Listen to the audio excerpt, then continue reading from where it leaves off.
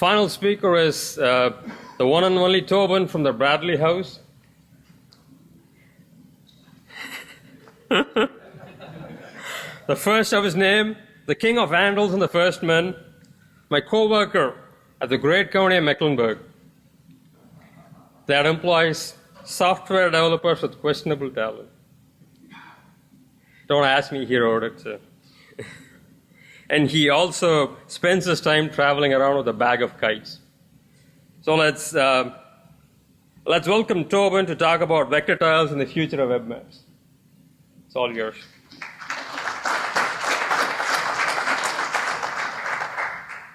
I can't tell you how much satisfaction and joy it is to have my coworker have to read that in front of a large group of people. Well done. I should warn you up front that this talk will be very inspirational. Vector tiles and the future of web maps. I'd sent that title in a while ago and forgot about it and looked at it again a month ago, and I was like, what kind of clickbait, desperate plea for attention was that title? But the good thing about it is it happens to be true. A lot of times in GIS we get really overexcited about things that aren't really things, and they arrive and we go, well, that really wasn't a thing. Vector tiles is an exception. It's really going to change the way everybody works, and it lets us do things that we just couldn't do before.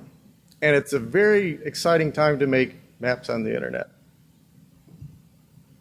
So before we get started, in case there are some of you that don't have the misfortune of making tiled map caches for a living, a very brief introduction to what that is.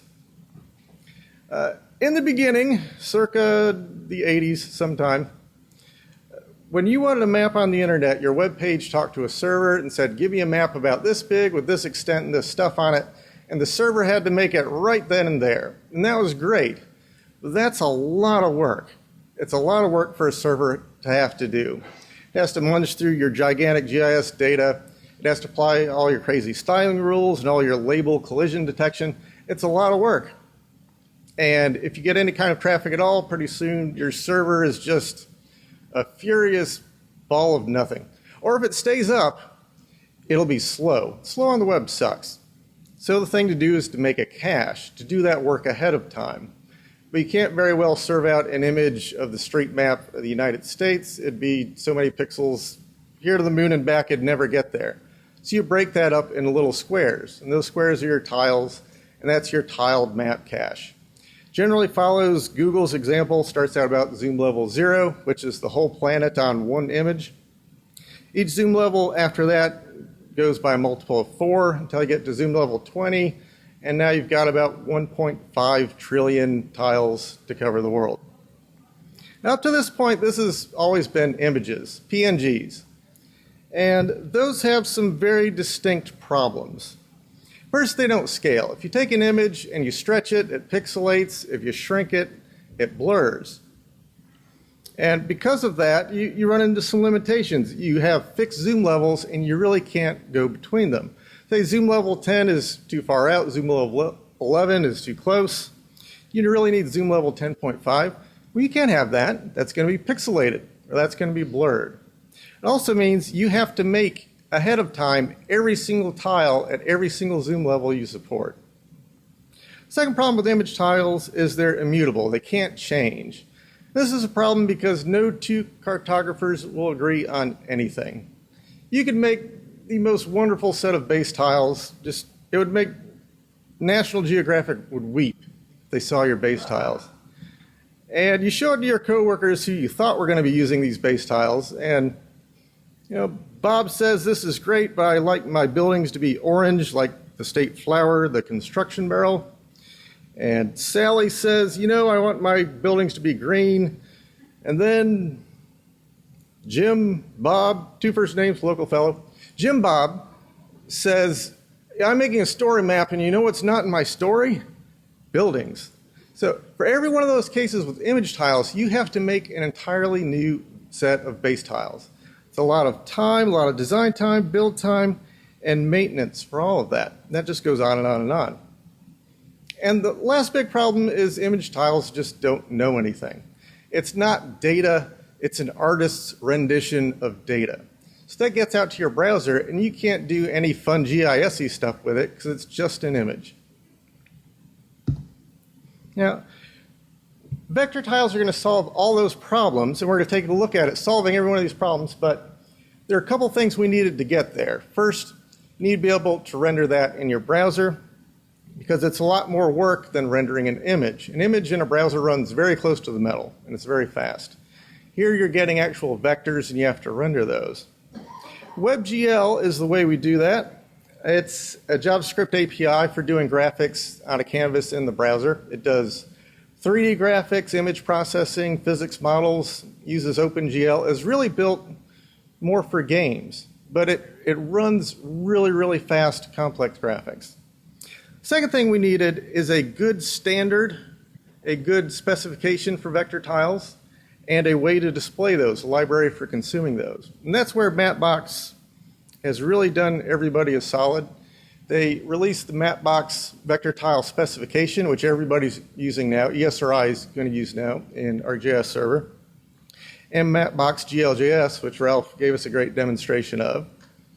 And Mapbox has done more in the last 5 years to move web mapping ahead than anybody from Mapbox here?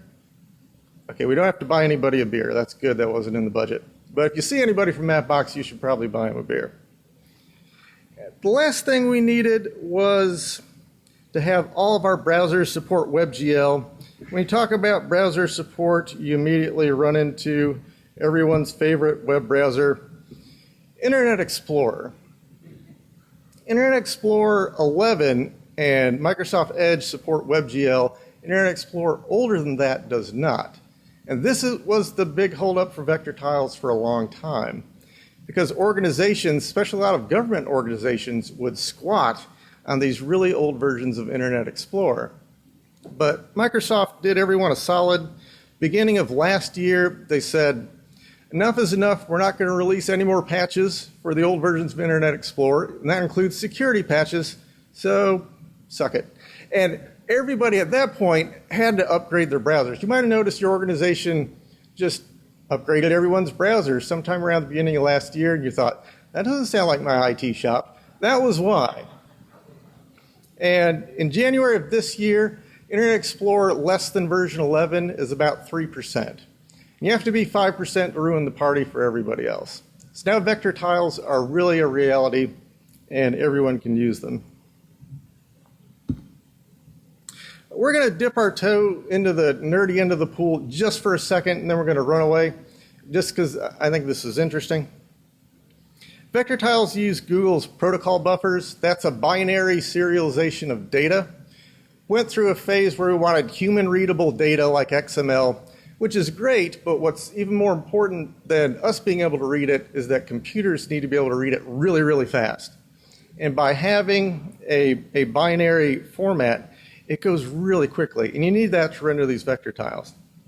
And it's based on a projection, but there's nothing geographic about the tile itself. It starts out at 0, 0, and it just draws the shape. So it's projection agnostic, asterisk. The reference implementation is WebMercator, and all of the tooling right now is WebMercator. So if WebMercator drives you nuts, if you live on the Ross Ice Shelf and it's just not good for you, it's still not a great situation, but there is light at the end of that tunnel. Okay, let's solve all the problems we were just talking about. First, scaling. Oh, you left me a mouse, thank you. You know, when you have raster tiles, when you switch between zoom levels on the map, it does that in a harsh kind of way. It kind of pixelates for a second and flashes out and changes depending on the library you're using. See here, it's very, very smooth.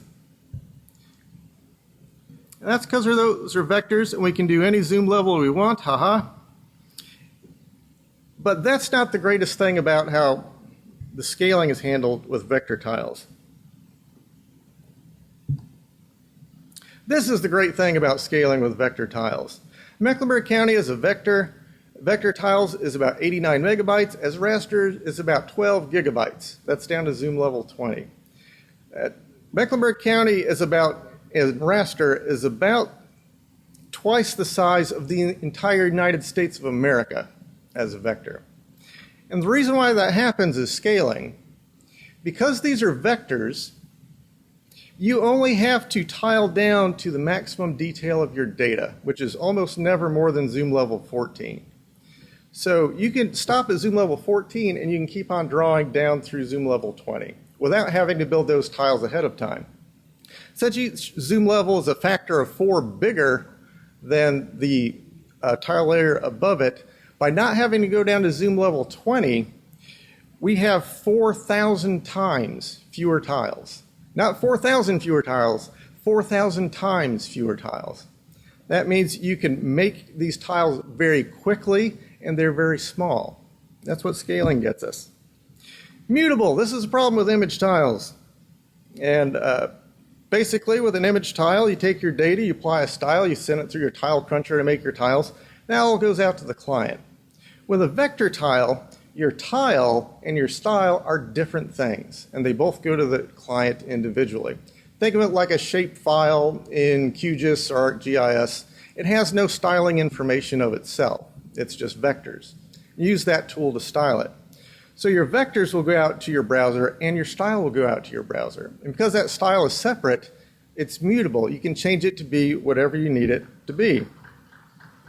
So we go back to our map here, and we know, I just made up names. Was it Bob? We'll call it Bob. Bob wanted orange buildings. Well, that's not a problem. We can change that right in the browser. Sally wanted green buildings, and Jim Bob doesn't even like buildings. And this is all the same set of base tiles. We're not changing anything. All of this is completely mutable in the browser. Now, here's another example. And you notice this tile is set to a light gray scheme. This is the same base tiles. We're just styling it differently. So we don't have to make a separate set of base tiles for all these things. But imagine the humble choropleth map and the way you have to do it now. You stick it on top of your image tiles, and you immediately run into a problem. You can either have a very opaque choropleth, which means you can't see the base tile under it to know where you are, or a very transparent choropleth, so you can see the base map under it, but you can't really see your choropleth. Because these are vector tiles, we can take our base tiles and this other layer and slip it right in between the tiles of our base map. So here I've taken this separate layer that's not part of our base map, and I've put it right underneath the buildings and the streets. So you get your choropleth map, and you can see exactly where you are. So it's mutable not only in style, you can change the order and the content of the layers in the map. Now this looks pretty much like your standard raster, your standard image tile, but all of these are vectors. They have information behind them that we can query, find out what they are, do GIS operations to.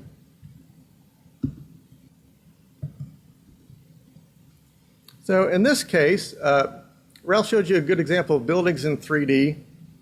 Now, we're all geographic geniuses, so we look at this and we can see the patterns, even though the polygons are irregular shapes and different sizes.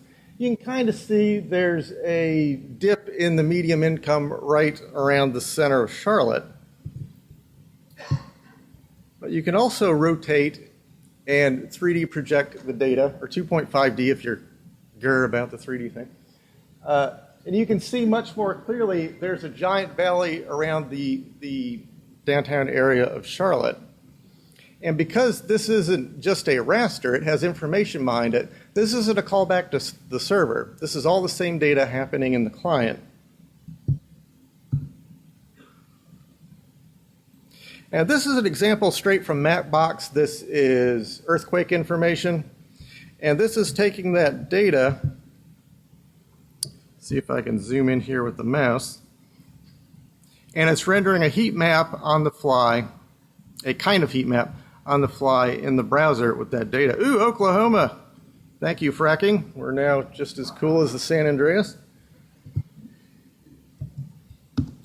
So that's how easy it is to solve all those problems we have with raster tiles with vector tiles. And I know what you're thinking. You've been in this business for a while. Server-side GIS, great. Where do I back up my truckload full of money? Well, all the software I'm going to show you to make and serve and consume vector tiles is open source software. And it doesn't cost you anything. Now, if that freaks you out, you can still do this. There are vendors that will take your truckload of money if you want. But you don't have to.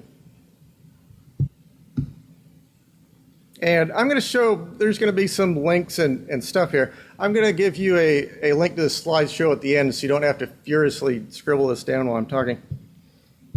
Creating vector tiles, my advice would be don't. You'd be really surprised if you're not into OpenStreetMap. OpenStreetMap for your area is probably better than your data. It's not that your data is bad, you've just optimized it for different things. You make your street center line for geocoding and 911 and this, that, and the other. In OpenStreetMap, everything is cartography first. I've noticed in like Mecklenburg County, roads that are pass over other roads are all in the right place, and everything works seamlessly. So I wouldn't go away from OpenStreetMap unless you really wanted to, unless you have some business need to. We use OpenStreetMap, and then we put our buildings on it because our buildings are a little more complete, and I haven't gotten around to trying to get that into OpenStreetMap yet. But there's a project called OpenMap Tiles that builds OpenStreetMap tiles, vector tiles that you can serve from whatever server you want. And you can just run up a cron job to download that and serve all you want. But if you want to use your own data, or if you want to make vector tiles of just some select layers, there's a tool called Tippecanoe, which Mapbox produces. It is a C program which you have to compile and doesn't run on Windows. But if you haven't heard of it, there's software called Docker. And Docker is a virtualized software container. It's like a virtual machine, but just for a piece of software that runs. And there are lots of Docker images for Tippecanoe. I have one out there on the Docker playground as well. You can run it from Windows or whatever machine you want. And it's incredibly fast. Our parcels and buildings takes under a minute, and it's about 23 megabytes when it's done, and it's done. Right now for our raster tiles, we have to find the dirty area and just replace those images because, good golly, this takes hours and hours and hours and hours. Now we don't care. We just run the whole thing and off it goes. For serving your tiles, there's lots of different options. Tegala is written in Go. It's different. Live vector tiles. This is for when you want to serve a vector tile on the fly, so it's not pre-cached. Tegala is written in Go, and it'll connect to PostGIS, and it will live create your tiles. There's also, Mecklenburg made this open source project that's just a simple HTTP API for PostGIS. It now has a service to create vector tiles on the fly as well. And GeoServer has an extension for making vector tiles on the fly too. So you can do vector tiles with data that's time sensitive enough that you don't want to pre-cache it ahead of time. Now, serving vector tiles, there's lots of options here too. There's hosting options, like Ralph was talking about Mapbox. OpenMap Tiles has some hosting options, and what you pay there, if you pay anything, just depends on how much you use. Tile Server GL is a very good tile server, and what's interesting about it is it will serve vector and raster tiles. So it uses Mapbox's native SDK to build raster tiles on the fly from your vector tiles. Now that's going to work your server a lot harder, but if you still have to support raster tiles for some reason, it'll do that. I have a little MB tile server which I forked from Chris Helms that will serve raster and vector tiles.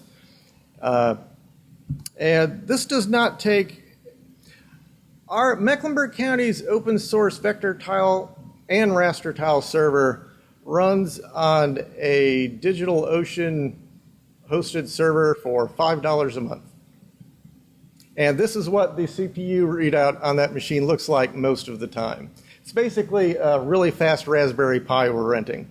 And it can handle our tile server need just fine. You don't need a big machine to do that. If somebody's trying to sell you on a 10-core, 64 gig of RAM machine to serve tiles, they're trying to sell you a 10-core, 64 gigabyte RAM machine to serve tiles.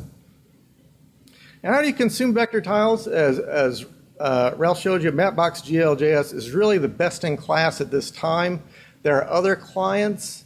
OpenLayers will consume Mapbox vector tiles, but the labeling engine isn't there yet. You can't label streets and do things like that. So it's not quite there. Mapbox GL.js is your best bet at this point.